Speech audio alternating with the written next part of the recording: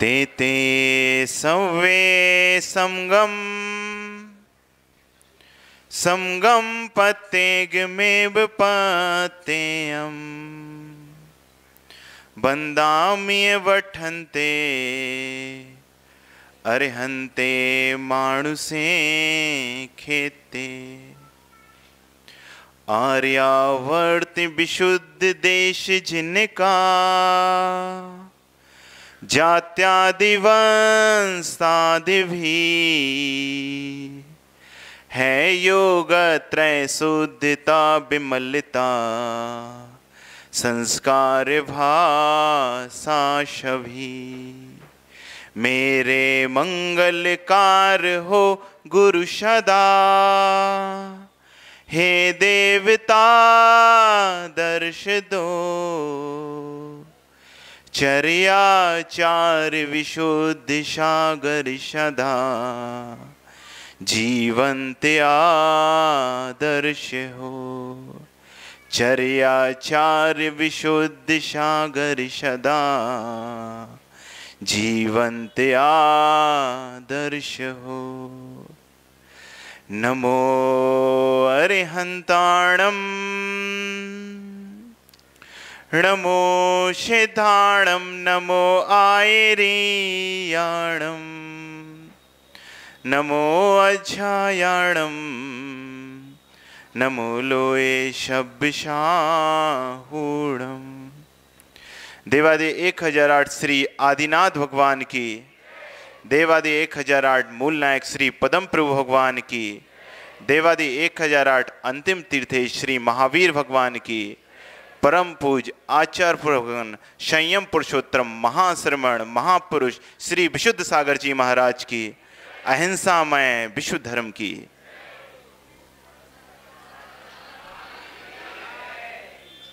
भवबंधुओं, आप सभी रायपुर वासियों का पुण्य सराहनीय। सबसे पहले तो वो बधाई देना चाहता हूँ जो आचार्य भगवान का चतुर्मास आप सबके लिए प्राप्त हुआ। ये पुण्यानुबंधी पुण्य है आपका। और अभी तक हम देख रहे थे पिछले 3 महीनों से कि शाम के समय परमात्म प्रकाश सुनाते हैं तो बहुत कम सुनने आते हैं, और आज दीक्षा दिवस है तो कितने सारे लोग आए हैं। तो ये आपकी भक्ति है कि कम से कम जिनवाणी हमारे समझ में नहीं आती तो लेकिन जितने भी दीक्षार्थी हैं इनकी दीक्षा की अनुमोदना करेंगे तो हमारी कभी ना कभी गुरु के हाथों दीक्षा हो ही जाएगी। तो ये सभी आपका पुण्य है। अब सुनाते हैं एक उस बालक की कहानी जो बचपन से ही प्रतिदिन मंदिर जाना, पूजन करना, अभिषेक करना, जब भी नगर में मुनिराज आए उनकी सेवा करना, उनको आहार देना, उनकी वैयावृत्ति करना, स्वाध्याय करना, ये सब कुछ नहीं करता था। यहां तक कि नगर में मुनिराज आए, कोई माताजी आए तो उनको देख के छुप जाता था, कहीं पकड़ के कोई नियम ना दे दे। तो नहीं था उस समय पुण्य उस बालक का कि वह गुरुओं के चरणों में जा पाता, लेकिन होनहार देव वह तो ऐसा था, होना ही था कि गुरु तो कहीं ना कहीं से मिलने ही थे। सुमित भैया, जिसके जीवन में गुरु नहीं उसका जीवन शुरू नहीं। और गुरु की बात हमेशा मानते रहना, हमेशा मानते रहना। अब कल का ही उदाहरण है हमारे लिए तो बहुत बड़ा दृष्टांत। अब पेणी सागर जी बोलते हैं विशुद्ध की नहीं मानी तो नियम से होगी विशुद्धि की हानि, और हमने गुरु की नहीं मानी तो रात भर उठाने पर ही हमको भी हानि। आचार्य श्री बोले कुमार के महीने में करेला नहीं खाना चाहिए, कुमार के महीने में करेला नहीं खाना चाहिए। हम कल लेके आ गए, देने वालों ने दे दिया और हमने ले लिया, तो रात भर 2 बजे से लेके पेट पकड़े बैठे रहे। 4 बजे उठे, फिर एक बार बमन हुई, सोचा अब ठीक हो जाएगी, फिर भी ठीक नहीं हुए। फिर दूसरी बार 4:30 बजे फिर से बमन हुई, अब ठीक हो जाएगी, फिर भी ठीक नहीं हुई। 5 बजे पुनः फिर बमन हो गई, अब तो ठीक हो जाए, फिर भी नहीं हुई। फिर भी पेट में दर्द, उदर में दर्द होता रहा। फिर जैसे ही आचार्य भगवान की भक्ति करने गए, आचार्य भगवान की भक्ति की, और फिर हमने बोला आचार्य श्री कक्ष में जा रहे हैं, आशीर्वाद दिए। और आचार्य श्री ने आशीर्वाद दिया, कक्ष में गए, योग सागर जी गए, उनने एक नस पकड़ी और दर्द गायब। तो हमको तो लगता था आज हम बोल भी नहीं पाएंगे। जो सुबह जैसी स्थिति थी, हमको ऐसे ही लग रहा था कि हम बोल भी नहीं पाएंगे, लेकिन गुरु का जहां आशीष है,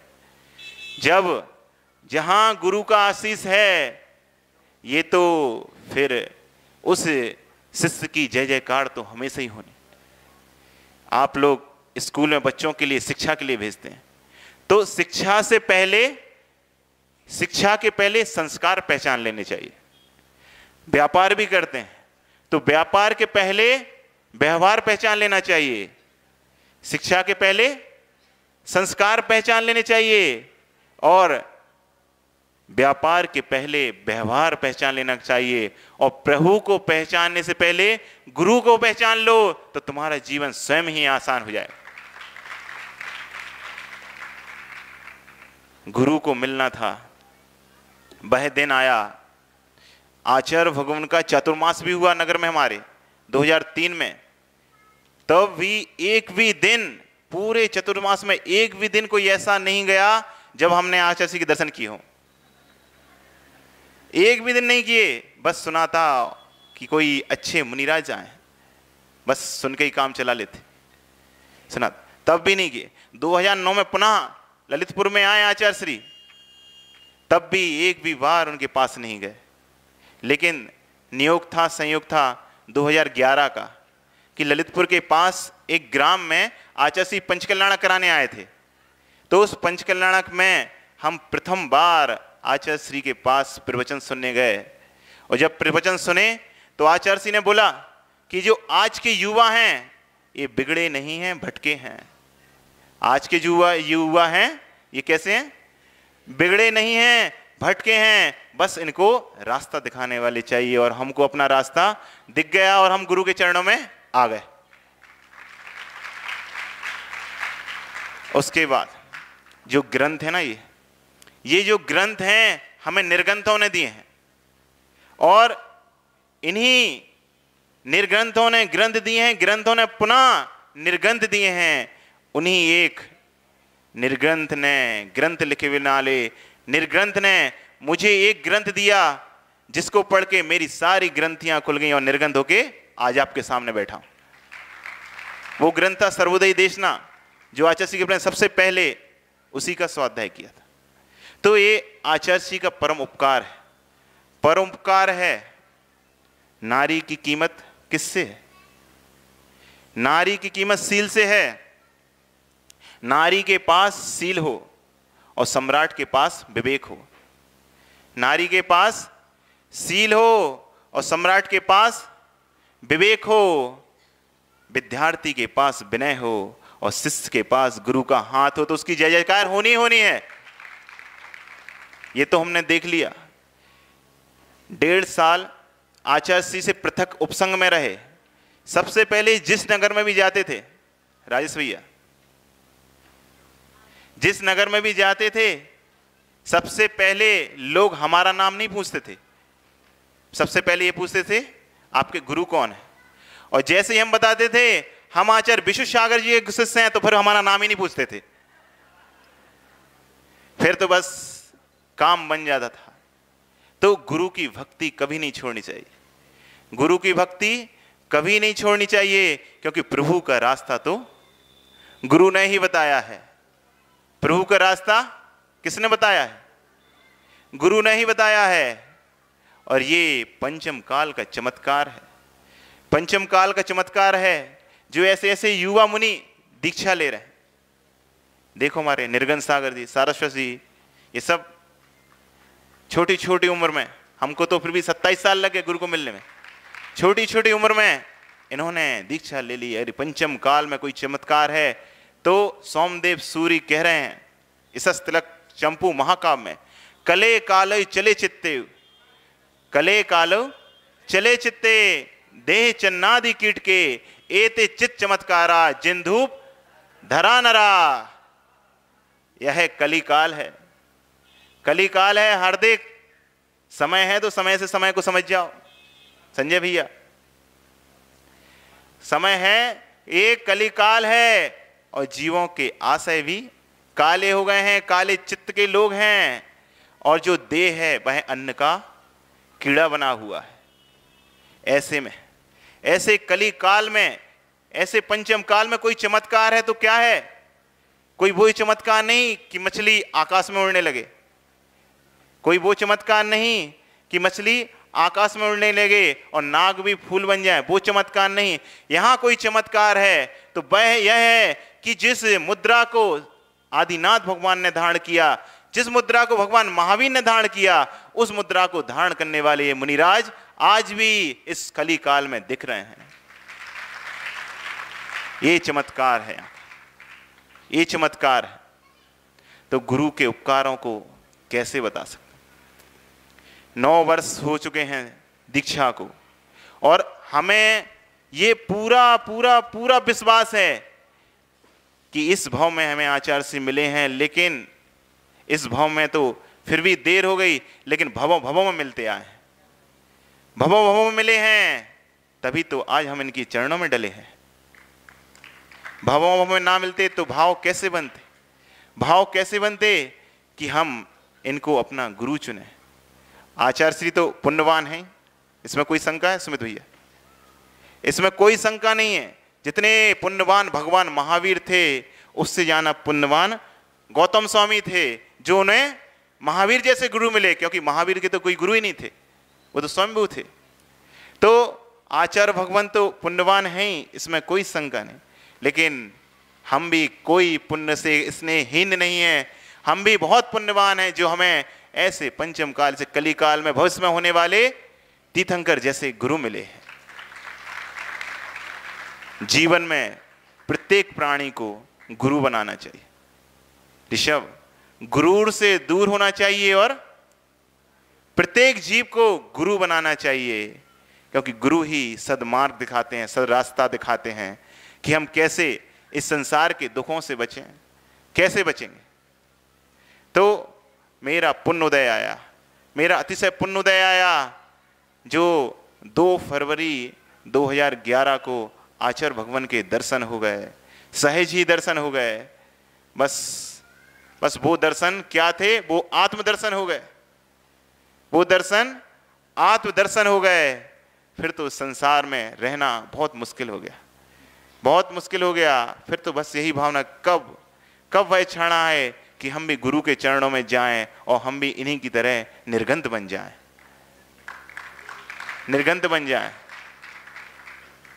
तो वह क्षण आया 2013 में, 2013 6 अक्टूबर को, जब आचार्य भगवान के कर्म कमलों से हम 5 ब्रह्मचारी भाइयों की दीक्षा हुई। वह क्षण कितना अनुपम था, वह क्षण बहुत अनुपम था। जिस क्षण इस राग भरे संसार के छोड़कर बैराग्य की ओर जा रहे थे, अब पुनः बैराग की ओर जाने की सोच रहे हैं। और होगा होगा वो भी होगा, आचार्य भगवान का आशीर्वाद है, वो भी होगा। तो आचार्य भगवान शिष्यों को डांटते ही नहीं है केवल, नहीं सोचो।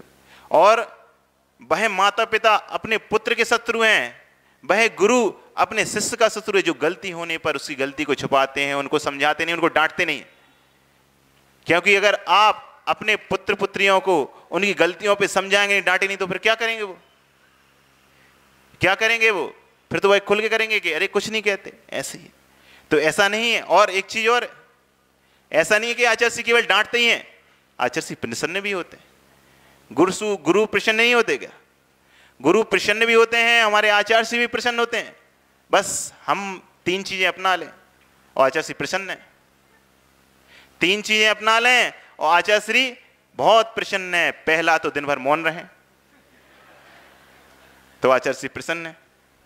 दूसरा, दिन भर हम पढ़ते रहें तो आचार्य श्री प्रसन्न है, अभी प्रसन्न हो रहे होंगे।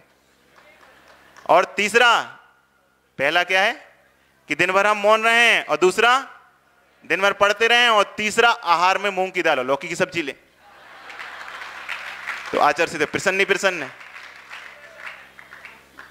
तो गुरु भी हमारे प्रसन्न होते हैं, और जब गुरु प्रसन्न हैं तो फिर क्या है, फिर तो गुरु की भक्ति करो, गुरु की भक्ति करो, अपने आप शिष्य की जय जयकार होती है। गौतम स्वामी ने भगवान महावीर की भक्ति की, तो जब जब दिवाली होती है, यदि आप लाड़ू भगवान महावीर के चरणों में चढ़ाते हैं तो केवल ज्ञान गौतम स्वामी का भी मनाते हैं। यही गुरु शिष्य का संबंध है, श्रद्धा श्रद्धेय संबंध है।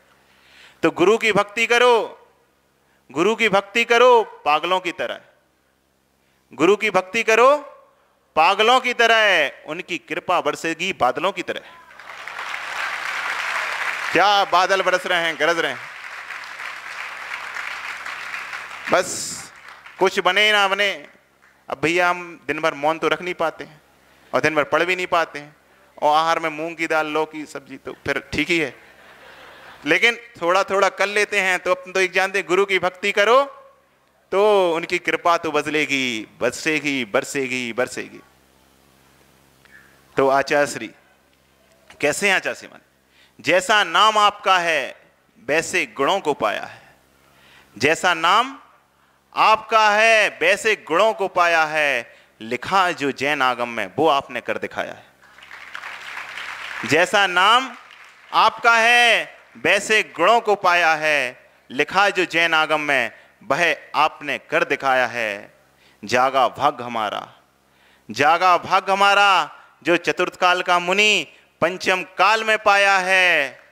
मिला हमें आपका आशीष, मिला हमें आपका आशीष, तो लगा प्रकृति ने आपको हमारे लिए ही बनाया है। हजारों वर्षों बाद ऐसे संत इस धरा पर आते हैं। सुमित भैया दर्शन कर लो। हजारों वर्षों बाद ऐसे संत इस धरा पर आते हैं, जिनके दर्शन करने से भव भव के पाप कट जाते हैं। हजारों वर्षों बाद ऐसे संत इस धरा पर आते हैं, जिनके दर्शन करने से भव भव के पाप कट जाते हैं। दिखते इंसान से हैं, दिखते इंसान से हैं, पर मुझे भगवान नजर आते हैं।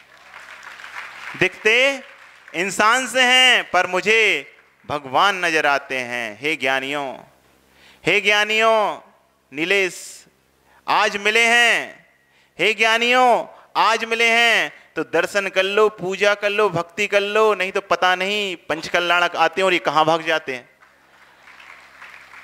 तो ये हमारे गुरुदेव, क्या कहें गुरु के बारे में, सब आप परिचय ही हैं, और इतने सारे मुनिराजों ने बताया।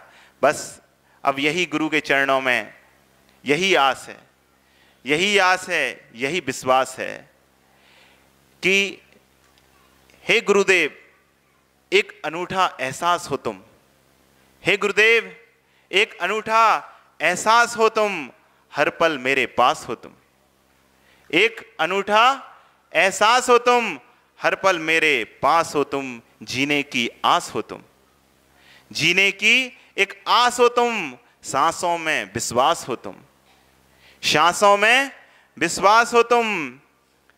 इसलिए हे गुरुवर, हे गुरुवर इस संसार में सबसे खास हो तुम। बस अंतिम लाइन गुरु के चरणों में। समय हो रहा है, हमें गुरुजी को भी सुनना है। रोज ही सुनते हैं, आज भी सुनेंगे और सुनते रहेंगे, सुनते रहेंगे। हमारे प्रसम सागर जी हैं, एक भजन गाते थे हम लोगों के बीच में कि तू भक्ति कर गुरु ओ शिष्यों की, तुझे शिष्यों ने बनाया है गुरु। शिष्य ना होते तू बोर हो जाता, शिष्य ना होते तू किसको सुनाता। ये हमारे प्रसम सागर जी, आप जानते हो प्रसम सागर जी चतुर्मास कर चुके हैं, वो तो है मजा। तो वो सुनाते थे, हम नहीं बोल रहे। अच्छा सीरियस, प्रसम सागर जी सुनाते थे। तो जिंदगी में बस अब यही है, एक आस थी जिंदगी में, थी एक आस, मिले जो कोई अपना हो खास। 2 फरवरी 2011 को मिला कोई अपना खास, जिनके दर्शन करके हुआ यह एहसास कि भवों भवों से रहा हूं इनके चरणों के पास। अब अंतिम सांसों तक बस यही रहेगा एक प्रयास, रहूं गुरुओं के चरणों में वन के अंतेवास। जब तक है इस शरीर में सांस, रहूं गुरु के चरणों में वन के अंतेवास, मेरे मन के देवता के पास। आचार्य भगवंतों के चरणों में, आकाश भगवंत के चरणों में क्षमा प्रार्थी हैं। इन 9 वर्षों में आपकी आज्ञा हमने बहुत बार नहीं मानी है, मानी कम बार है लेकिन बहुत बार नहीं मानी है। उसके लिए आचार्य से प्रायश्चित करते, उसके लिए क्षमा मांगते हैं सभी मुनिराजों से। यदि विगत 9 वर्षों में और 2 वर्ष ब्रह्मचर्य अवस्था के कोई भी हमसे गलती हुई हो, हमारे किसी वचन से आपके लिए ठेस पहुंची हो, तो उसके लिए भी क्षमा चाहते हैं। और आप सभी रायपुर वालों से भी क्षमा चाहते हैं। चौके में आके यदि आपको परेशान किया हो, किसी से कोई शब्द कह दिए, तो उन सब से भी क्षमा चाहते हैं, क्षमा चाहते हैं। बस आचार्य भगवंत के चरणों में अंतिम 2 लाइन। गुरु माते पिता गुरु बंधु सखा, तेरे चरणों में गुरुवर कोटि प्रणाम।